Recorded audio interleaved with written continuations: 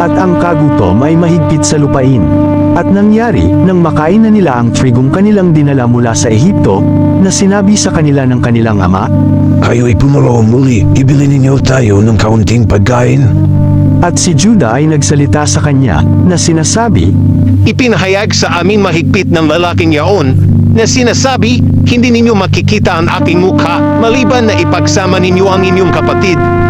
Kung pasasamahin mo sa amin ang aming kapatid, ay bababa kami at ibibili ka namin ng pagkain. Datapwat kung hindi mo paparoroonan ay hindi kami bababa, sapagkat sinabi sa amin ng lalaking yaon, hindi ninyo makikita ang aking mukha, maliban kasama ninyo ang inyong kapatid.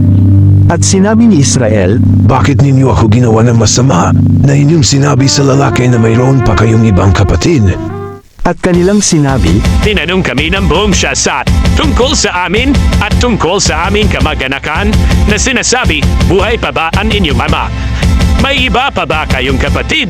At isinaysay namin sa kanya ayon sa mga salitang ito, saan namin malalaman, kanyang sasabihin, ibababa ninyo nito ang inyong kapatid. at sinabi ni Juda kay Israel na kanyang ama, Pasamahin mo sa akin ang bata at kami ay magsisitindig at magsisiyaon, upang tayo ay mabuhay at huwag mamatay. Kami at ikaw at gayon din ang aming mga bata.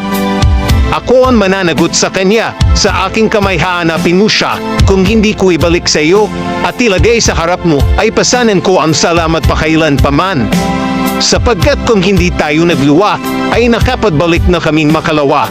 at sinabi sa kanila ng kanilang amang si Israel, Kung gayon, ngayoy gawin ninyo ito.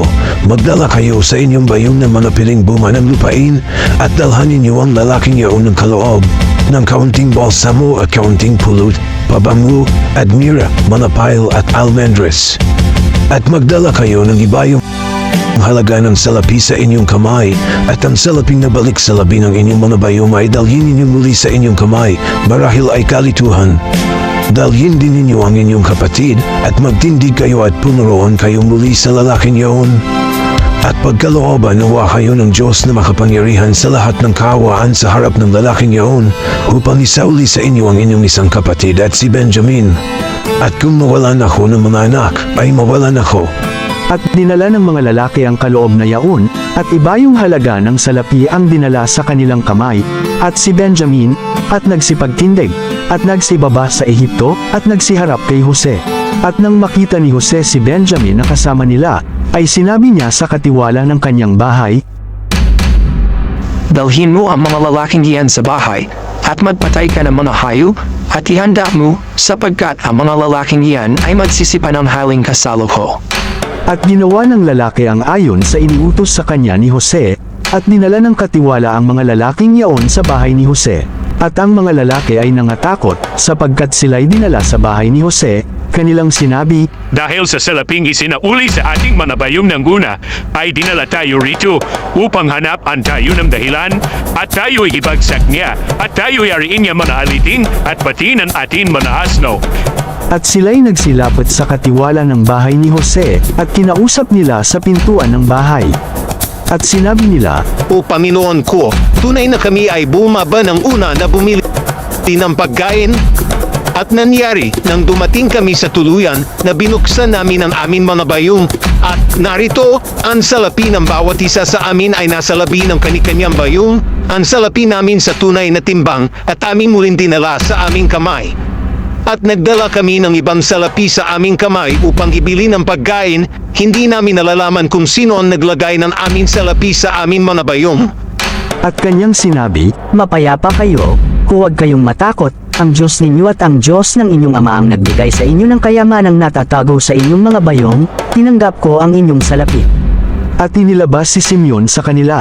At dinala ng katiwala ang mga lalaki sa bahay ni Jose, at sila'y binigyan ng tubig, at nangaghugas ng kanilang mga paa, at binigyan ng pagkain ang kanilang mga asno. At kanilang inihanda ang kaloob sa pagdating ni Jose sa tanghali, sapagkat kanilang narinig na doon sila magsisikain ng tinapay. At nang dumating si Jose sa bahay, ay dinala nila sa kanya sa loob ng bahay, ang kaloob na nasa kanilang kamay, at sila'y nagpatira pa sa harap niya. At sila'y kanyang tinanong tungkol sa kanilang kalagayan, at sinabi, Wala bang sakit ang inyong ama, ang matanda na inyong sinalita? buhay pa ba? At kanilang sinabi, Walang sakit ang iyong lingkod na aming ama, buhay pa. at sila'y nagsiyukod at nagsigalang. At itinangin niya ang kanyang mga mata, at nakita si Benjamin na kapatid niya, na anak ng kanyang ina, at sinabi, Ito ba ang inyong kapatid na bunso na inyong sinalita sa akin? at kanyang sinabi, Pagpalain ka nawa ng Diyos, anak ko. at nagmadali si Jose, sapagkat nagninangas ang kanyang loob dahil sa kanyang kapatid, at humanap ng dakong maiiyakan, at pumasok sa kanyang silid, at umiyak doon. At siya'y naghilamos at lumabas, at nagpigil ng loob, at nagsabi, Maghain kayo ng tinapay. at kanilang hinainan siyang bukod, at silang bukod, at ang mga Egyptyo na kumakain kasama niya ay bukod, sapagkat ang mga taga-Egyptyo ay hindi makakain kasalo ng mga Hebreo, sapagkat kasuklam-suklam ito sa mga Egyptyo. At sila'y nagsiupo sa harap niya, ang panganay ayon sa kanyang pagkapanganay, at ang bunso ayon sa kanyang pagkabunso, at ang mga lalaki ay nangamamangha na nagtitinginan. At sila'y idinampot ni Jose sa harap niya ng mga ulam, datapwat ang ulam ni Benjamin ay humihigit kaysa mga bahagi ng alinman sa kanila ng makalima. At nangaginuman at nangakipagkatuwa sa kanya.